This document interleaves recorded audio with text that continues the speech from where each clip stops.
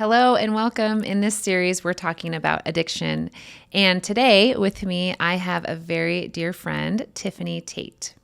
Welcome, Tiffany. I'm so excited that you're here with me, and I'm really looking forward to what we're going to talk about. Would you just share a little bit about your story and where you work today and what you do? Sure. Hi, Asti. So good to see you. Again, I'm Tiffany Tait. I work at Portland Rescue Mission. I specifically live and work at Shepherd's Door. I spend a lot of time there. But my role there is primarily I do all of the community partnership building because our city is in need of so many resources and services. It's really paramount that I connect with other community partners because Portland Rescue Mission doesn't have the solution.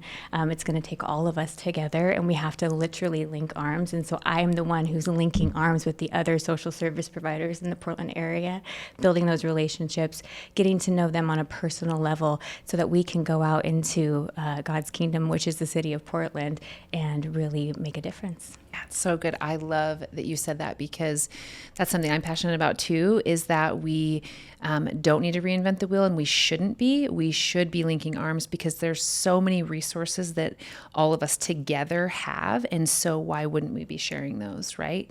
I love that about you. I love seeing you in the city and in the community, just pursuing that work. It's really inspiring and just fun to watch. Would you share just a little bit of your story and just why you are passionate about what you do today? Yeah.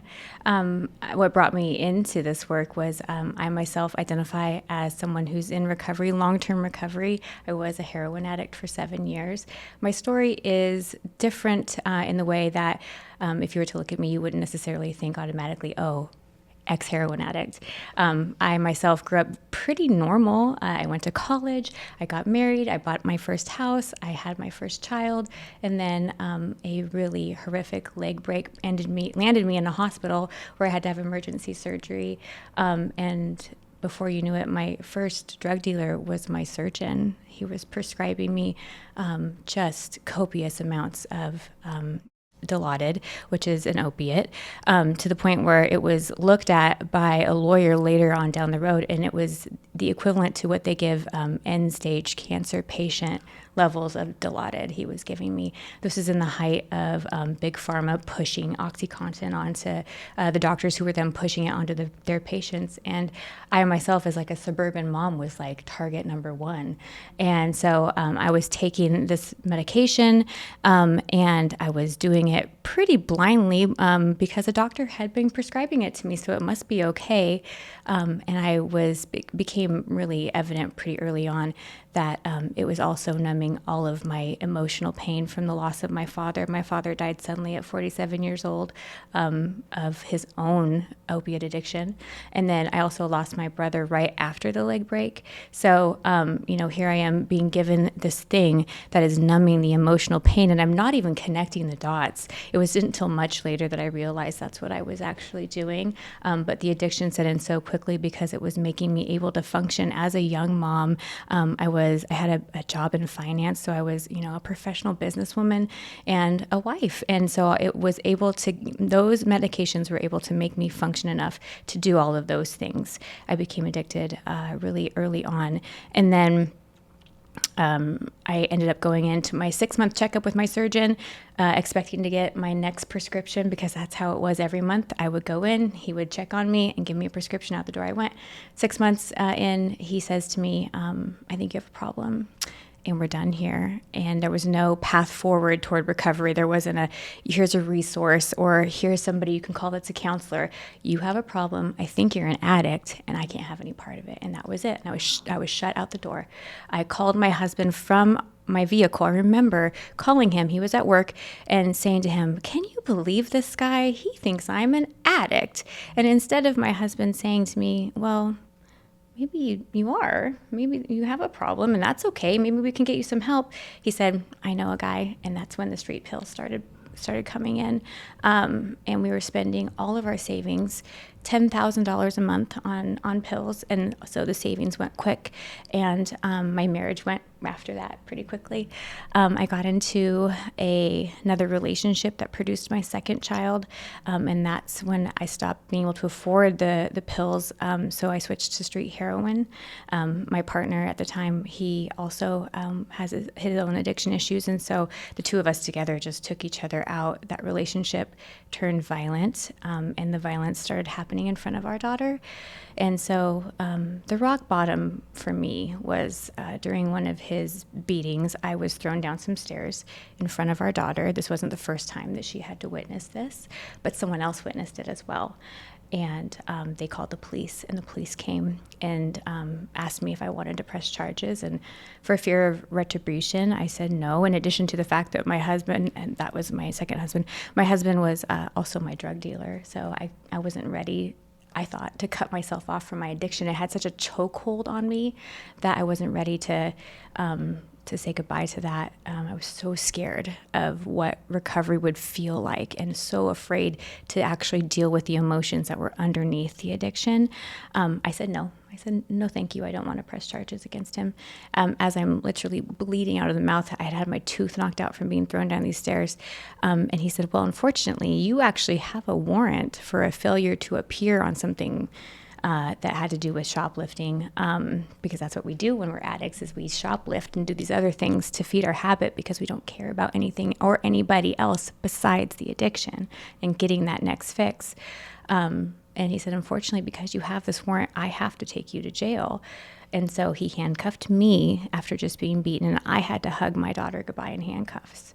I went to jail.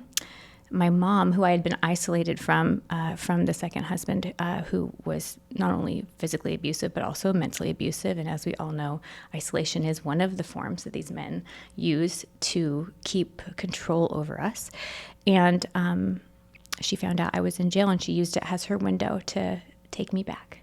Wow. She got me released, and I was released to her, where she took me to her home out in Astoria, but like the hills of Astoria, so no one could find me, and I had no way to get connected. And she put a bed on her bathroom floor where I detoxed for 12 days, and it was horrific, but I made it through. And I would be, crying in pain, and she'd be like, you're fine, tough love, like, only mamas know how to do.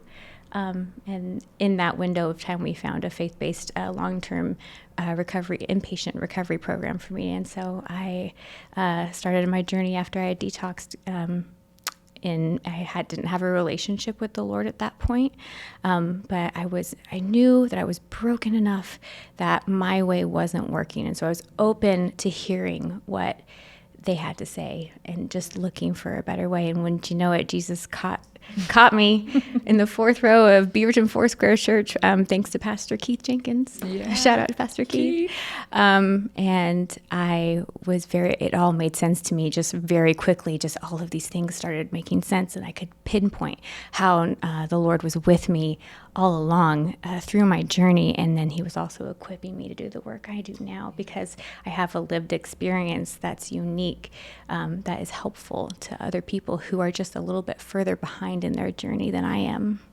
And that kind of answers so many of my questions, because that is why you do what you do. Yeah. I just want to say you're brave. And I personally love you, but I'm sorry for all that you have been through. I've heard your story before, but it's like hearing it for the first time every time. Yeah. But yeah, the work you're doing is important, and it matters. And I wish I could take away everything you've ever had to go through, but I do know that because of it, you are able to interact and help be that person that your mom was to you in the lives of so many women. So thank you. Well done. So what does a normal intake day look like for you at Shepherd's Door? Yeah, that's a great question. In addition to working, doing all things community partnerships, I am on the intake team. And so I have the privilege and honor of being the first person that welcomes a woman across, I call it the finish line, because there is a process to getting someone ready for intake at Shepherd's Door. But I basically, the most important part of my job is being there right by that phone for when that person is ready. I want to make sure that when the phone rings, it's being answered, because the window of change is so small that the so a woman could be calling for the first time, ready to accept and ask for help. And if they get an answering machine instead, they're going to take that as a rejection and go right back out. Yeah. And so I want to be able to capitalize on that very small moment, very small window of change. I want to be able to connect with them on the phone as, hey girl, I'm right there with you.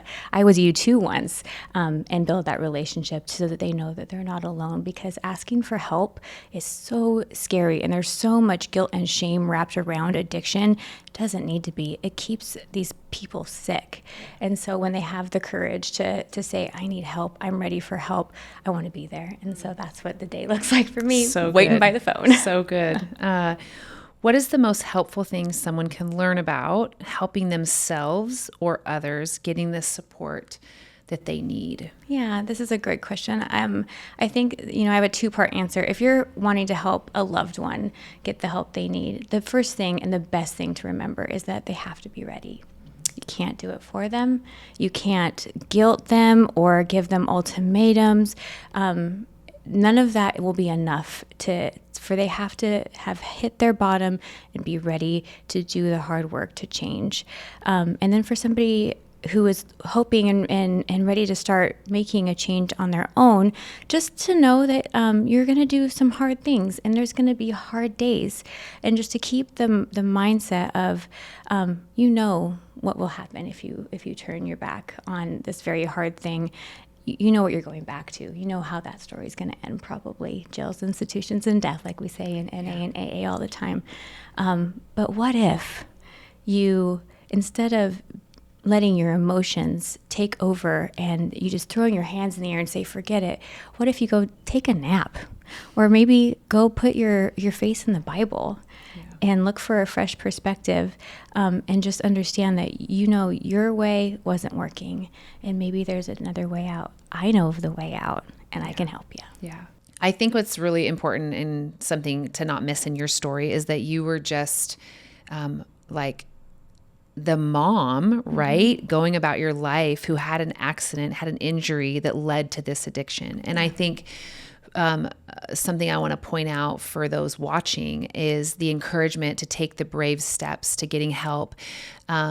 Because addiction isn't just hard drugs and alcoholism, right? Addiction can be behavioral as well, doing things that have caused us separation from God or from our family. Addiction is anything that controls us, right? And so, I just think it's important to note that, this thing is not something you pursued. It happened. And so, would you agree that anyone watching, like a really important and brave and bold step, that if there's something in their life that has a hold on them, that we would encourage and just love to see them confess that, right? To go to a leader or a pastor or someone that they trust and confess what's going on in secret.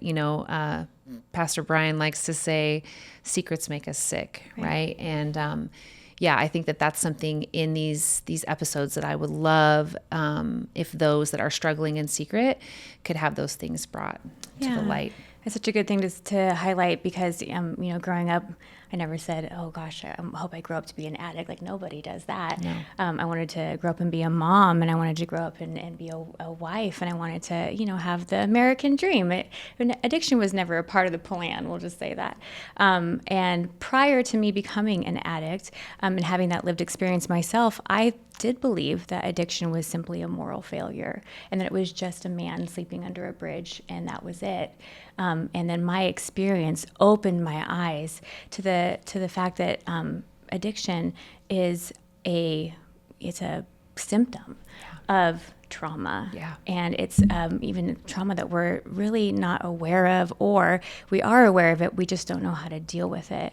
And that is exactly my story. I lost these two men in my life that were so vital, and I was not prepared on how to deal with it. That's right. Except for because in my family, we didn't talk about addiction. We didn't talk about our feelings. Everything was swept under the rug. And so I was not prepared for that. Yeah. But yes, you make a great point that in the Bible, one of the paramount messages is do not be afraid.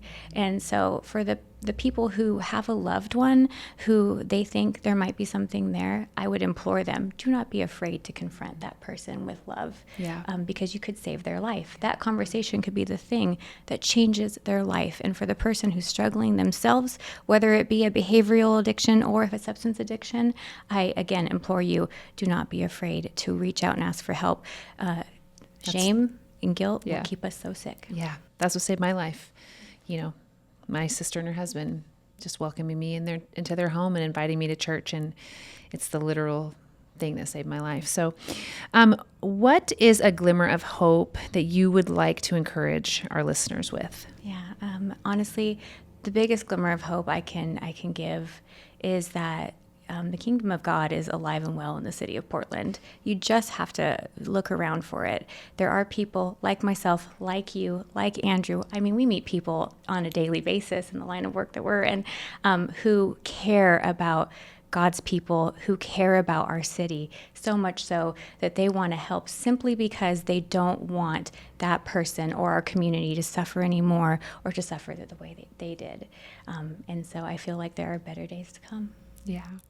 Tiffany, thank you so much for being with me today and just for sharing your story and being willing to be so vulnerable with those parts because your eyes are set on heaven and kingdom, and you know that when you share, it helps another woman share, and those things produce freedom and new life. So thank you. You're welcome.